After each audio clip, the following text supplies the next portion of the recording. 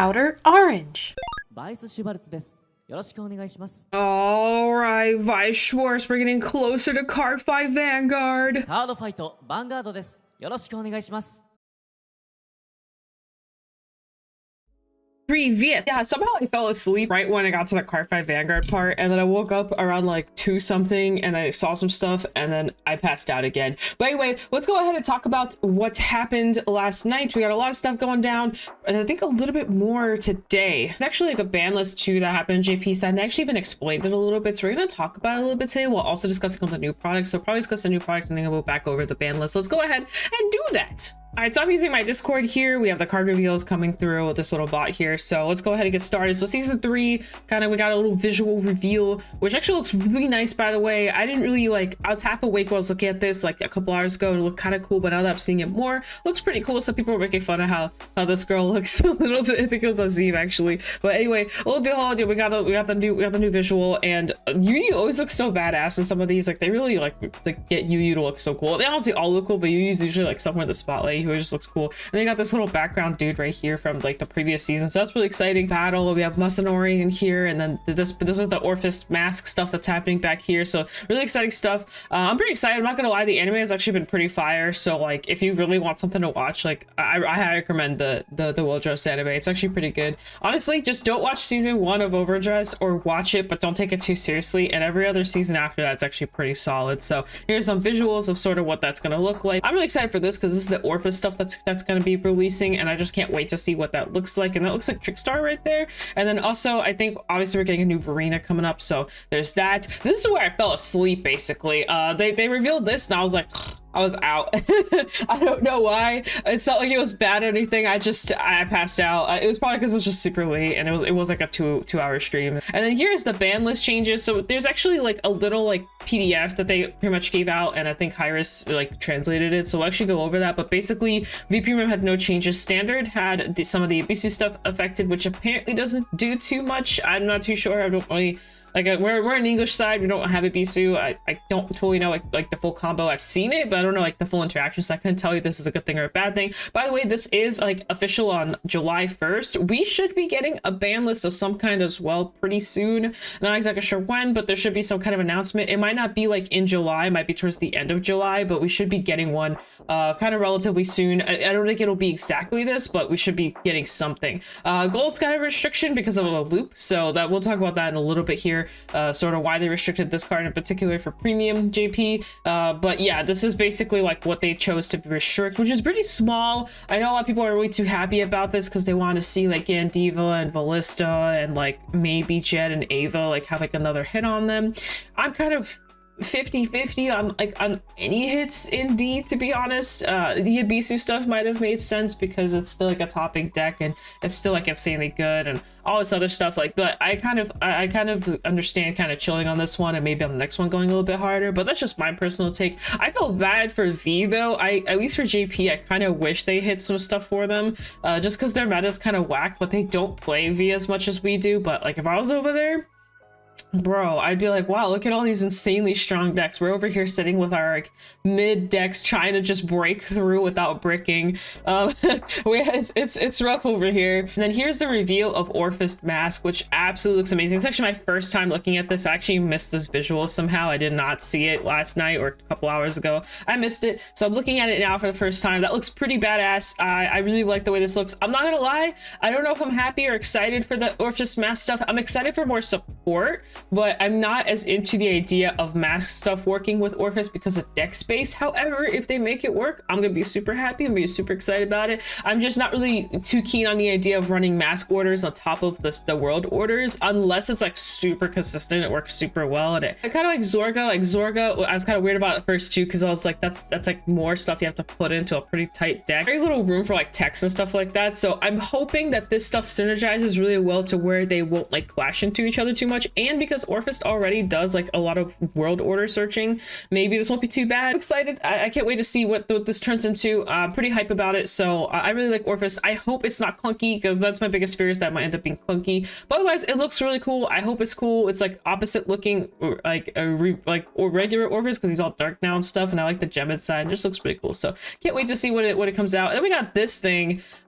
People like know the lore behind her or of this. Apparently Meows, I don't really know. I don't know anything about this. It looks cool. I'm completely clueless on the lore behind this one, and now we know who she's playing, because a lot of people thought she was gonna be like a lyrical person, but she's not. I guess, I don't know. I'm not really like too endorsed in the lore here. The lore is like the last thing that I know. And then we have like a movie collab going in for BT12. So for set 12, we're gonna have a Quintuplets collab going on, which is pretty cool. At first I thought this was like a legitimate collab, like a collab, like meaning like we're gonna have like a set, and then I realized that this is like side stuff, which I'm still okay with. I don't know if this is gonna come over on the English side, because some of the stuff has been kind of weird when it involves English, but it would be cool if they do the same thing they did with like sort of the Hololive stuff, where they take a ride line and basically change the art, but the name stays the same, kind of what they've been doing with the comic stuff too. I think that stuff's super cool. I actually think a lot of the stuff is super cool. I'm okay with this because it doesn't directly change the game, it just changes like the way the art looks, and I'm a big person about art. Like, I think art's just really cool and fun, and I think just having any variety of like accessory adjustments is just cool to me. So like, to me, this is like accessories basically.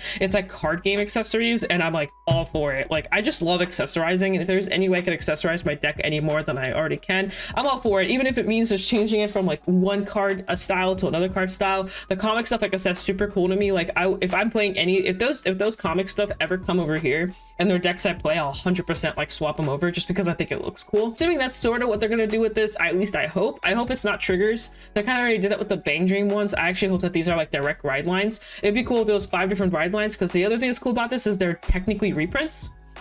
And because they're technically reprints, it means more people have access to like cards that they didn't have access to before. It makes it easier to obtain cards as well, while also adding a little bit of creativity and a little bit of love. And to people that are coming into the game, say they like a certain deck, you could be like, oh, well, this one deck uses like these all arts of like Nino, if you're like really into Nino, and they're like, oh my god, I love Quintuplets. So it kind of just starts to go a trend, right? So I think it's cool. So I'm all about it. Here's another kind of visual. It is like the wedding dress form, I'm assuming it's going to be. It is from the movie edition. I'm not going to spoil anything in terms of Quintuplets, but based off what they look like, it is from the movie. So but yeah, that's cool. And then we got the set 13 announcement as well, so that's also dropping this with another Verena, because there's so many freaking Verenas at this point. I don't even know, or Nirvana. It could be, it has to be a Verena. That's not a chicken. So that's the Verena. There's so many Verenas now. Every single time there's like, I swear, like every other key visual that's like for a set is a Verena.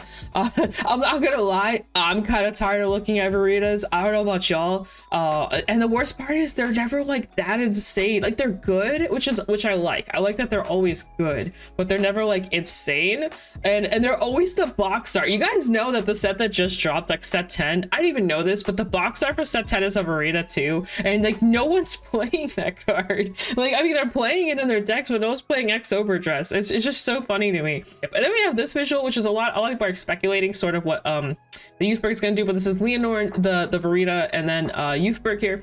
And a lot of people are speculating this one because the spear has all the colors in it, which is all the colors of the Zest, Gust, and Tempest. I think that's the name of them. I hope I got that right, and if I didn't, I know what the art looks like. I know what happens when they ride which one. I know the skills. I just don't know the names. But anyway, so basically, yeah, it's got all 3. So maybe you'll be able to do like all 3 effects, or maybe you'll be able to do the effects based off which one's in Soul. I don't really know how they're gonna do it. It's gonna be interesting to see sort of what the approach they take. The Leonore she actually looks really cute in here. Leonore always looks really adorable. I wish I could vibe with the deck more, because I really like the aesthetic of it. Like, I wasn't in marching band, but I did a color guard at some point. So like, to me, like, her whole aesthetic is really cool. And for some reason, every time I pick up the deck, I'm like, nope, I'm gonna go play something else now. I think maybe play style wise, I just prefer the dark stuff. I don't know, but anyway, I'm kind of just like sleeping over here on this side of things, but this looks really cool to me. I love the gold that they put on the Youthberg guy.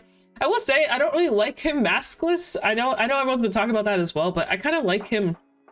I liked him masked. I thought he looked cool. He looks too handsome. He looks too good. Like, he used to be like more rugged and like, you know, like just like, oh. I'm not feeling that here. I'm feeling more like things are like okay and everything is wonderful and good. And maybe that's the point. Maybe this will be like maybe this guy will be like the push through the mask stuff or something. I don't know. We got the Halloween announcement. I will say I'm actually really vibing with this. I like Halloween a lot.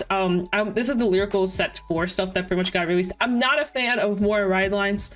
I don't really like that. At least this time it's 3, which means I'm assuming there'll be more room for like other stuff, like the stuff that needs support. I was kind of hoping for like an encounter or something, like maybe like a triple encounter, like a Pacifica Riviera Coral encounter. That's sort of what I was expecting this to be. I was expecting because a couple years back when it was V, around this time, this is what they announced for the Coral Pacifica Riviera for V specifically, when those came back, and you know, they had like the whole box art and everything. It was really cool, and they had some extra ride lines and then, and not ride lines, but extra decks in there as well that you can like mess around with, and there was support for like the previous set. And it was pretty cool because they revamped like old cards, and I swear it was like around this time and did like a whole winter theme with it. It was kind of cool. But I do like the art that they did for these. I think these two look really cool. I will say this one looks way more friendlier, but these look super Halloween and just really cool. So very exciting to see. And of course they took my girl. Oh, here's the names of them, by the way. Then we have we have Triple Trick Fennel on the left, and then we have Lavelle Charmot. Yeah, that's Charmot. Yeah, and then we have Gorgon Eyes Sienna on the side. I'm not even gonna try and pronounce whatever her name is, but yeah, I just thought it was cool. This kind of reminds me of like Pokemon. Is that weird to say? I think it's because of this guy. I think it's because of this dude. It just reminds me of like that aesthetic.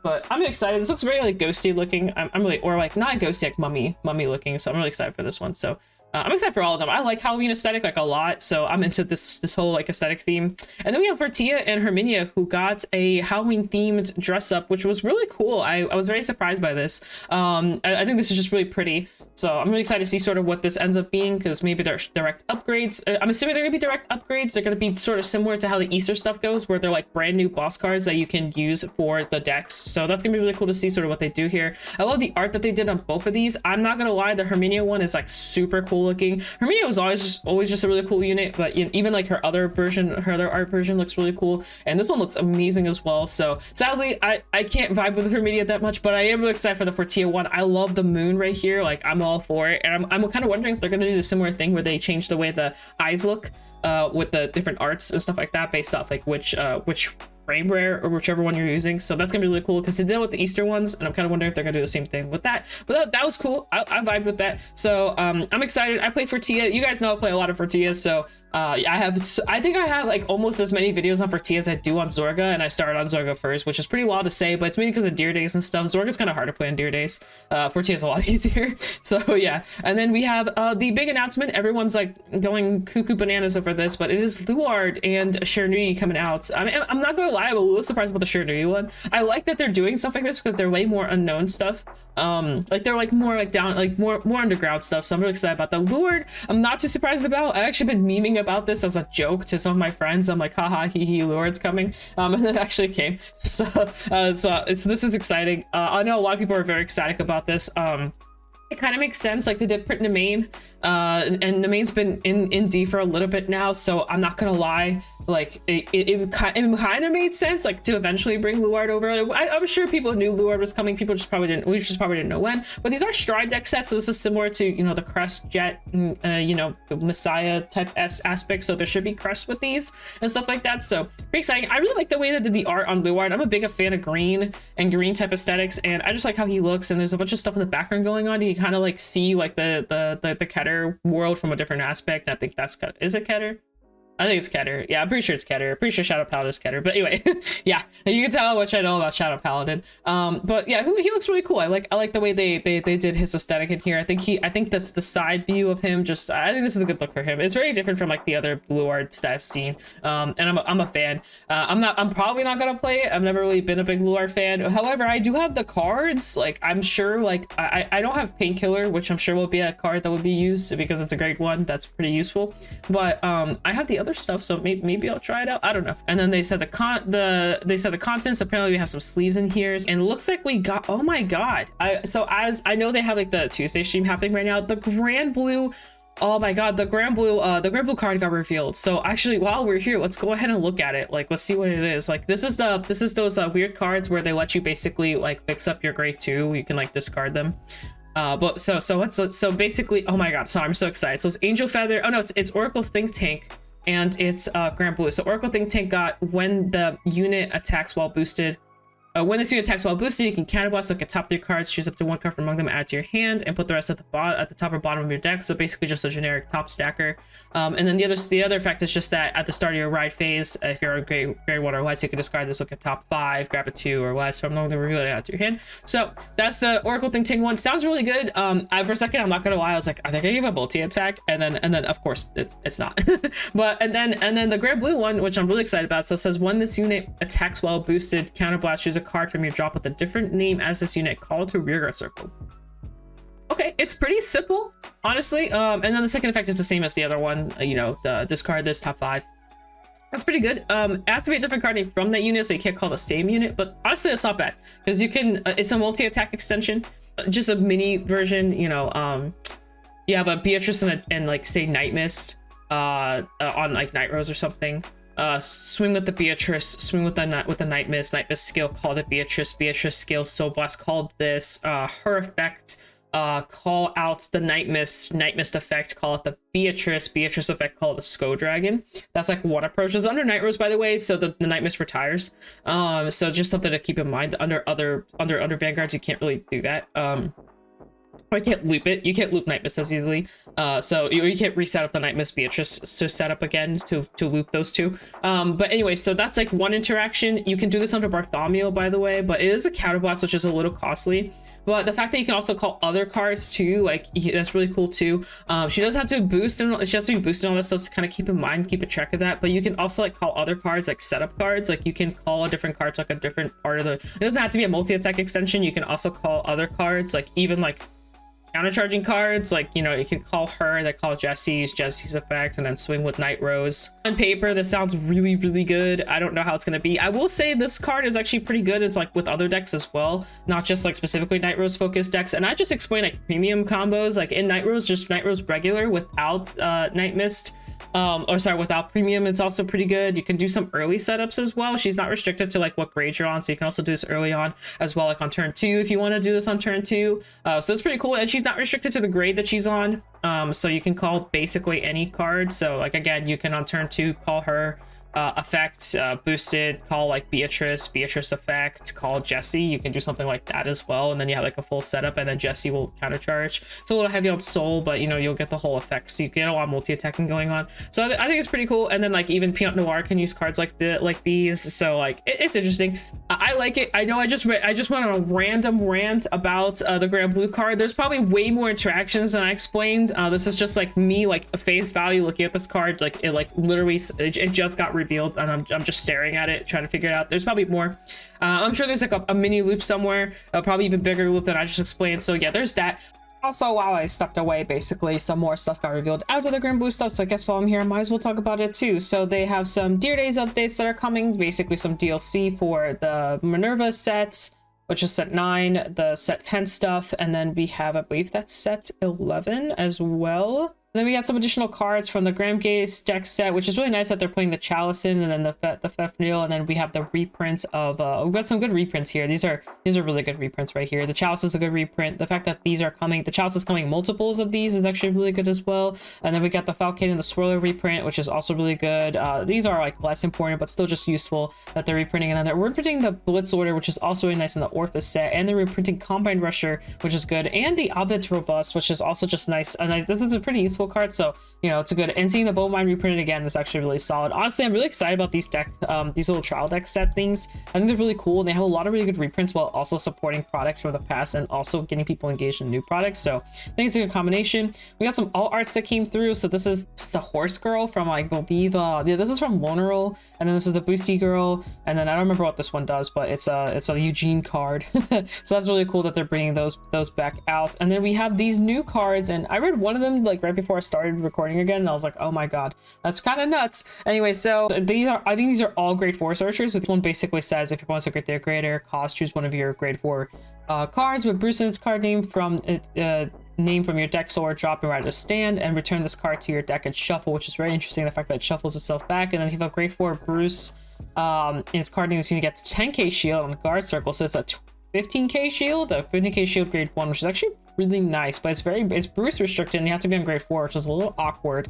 So we'll have to see how that goes. This card's actually pretty insane though. If you have a Vanguard with Sarah Snow in its card name, you do not ride this turn, you can retire this unit, search your deck, hand, or drop her up to 1 grade 4 with Sarah Snow in its card name. You ride it as stand. If you search your deck, you shuffle. If you rode a card, your opponent chooses a card from their drop and imprisons it into your prison. Until the end of turn, you reduce the cost of all your auto abilities by 1 CB, which is actually pretty nuts. Not that anyone was really denying this deck anyway, but the fact that they have free resources to just do their thing is pretty nuts. I'm not really a fan of that card. I think the Bruce one feels a little bit more fair, but that's just me. But overall, we'll have to see how this all works out. Prison does need some help, so it hasn't really been the best spot, but I know a lot of people don't really want Prison meta to come back, so I guess we'll have to see sort of where that goes. Then we have this counter card. If you have a Bastion's card name and your opponent's grade 3 or greater, Counter Blast, put this into soldiers up to 1 grade 4 card Bastion's card name in from your hand, and you ride it as stand. So basically just another rewriter into the grade 4 Bastion a little bit quicker. I do like that these cards exist. It makes it so much easier to just get to grade 4. I think my least favorite part about grade 4 decks was the fact that you had to just like sit there and hope you draw into your grade 4. I thought that was like the most obnoxious thing on the planet. So the fact that the grade 4 decks are actually getting straight access to the grade 4 decks makes it easier for them to play other stuff. Bastion one is so chill. Like the Bastion one has like no effects on it, but the actual effect of just riding your to the grade 4. The other ones have like actual additional skills, so it's kind of weird that they did it like that. They just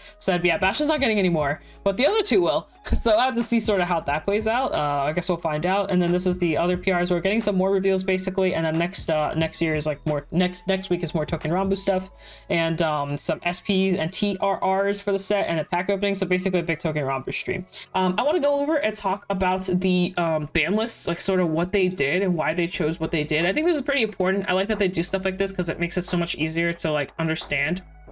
So as we talked about earlier, they did you know, make the ban list changes that they chose, which were right here. And this is like, we had no changes in V. We had the stand limitation of Ibisu, and then in premium we had the Carnius limitation. And basically here they're explaining what's going on. So for standard, the qualifiers were held during this time, so the results for the usage rates and topping rates are as following. So again, Diva, they said the usage rate for this deck has been gradually increasing since its release, and it became the most used deck in the deluxe qualifier round. Although its topping rate is not exceptional, it is gradually increasing, so they're going to watch this deck. So basically it's on the watch list. So, and then Jet, they did have a ban list for it last time, so they did have a little restriction on it, and basically in here they're saying that the topping rate aren't as exceptional, so they will not be adding any more restrictions to this deck. So this deck's basically not going to get touched anymore, at least until further notice. Ava, kind of similar. They're continuing to watch this deck, but they're basically saying that they have not been able to confirm how the deck's doing post set 11 since it's kind of more recent, so they're just kind of chilling on this deck for the time being.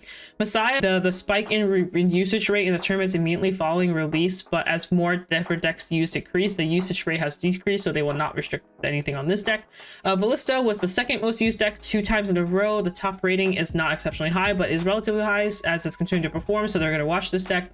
Ibisu, they pretty much, I'm not going to go into this because I don't know what this all means, but basically they said that they added restrictions to kind of help people to go into different plays. So that's why they limited the card, that they limited usage of any clan during this time. So they decided to not make any changes at all for V. And the premium, they basically said that there wasn't any crazy usage, but they found that there was a little interaction that they weren't really a fan of. Basically, it's the Gold Paladin interaction with Spirex and getting your GP live with the history collection stuff and with Carnius guy person thing. And basically, you can just kind of do like a really good setup, and it's hard to stop it. It can only be stopped with a Sentinel or the over trigger, so they kind of weren't a fan of this, so they decided to ban it. Basically everything else, kind of a lot more than I was expected to talk about actually, so so I guess it's a good thing that ended up being like way more but than I expected. But anyway, hope you guys enjoy that. I did kind of try to go over everything, and we even got a chance to talk about the Grand Blue reveals, which is kind of wild because I actually didn't know that was going to drop today, so I'm actually really excited about that. But other than that, guys, hope you guys enjoyed the video. I'll see y'all in the next one. Peace out, guys. Like, subscribe, comment if for what you think or what you think about everything that happened today. I'm really excited about all the reveals. I thought they were all super cool, so I'm really hyped. Peace out, guys. That's Vidania. I'll see you guys in a future video. Bye.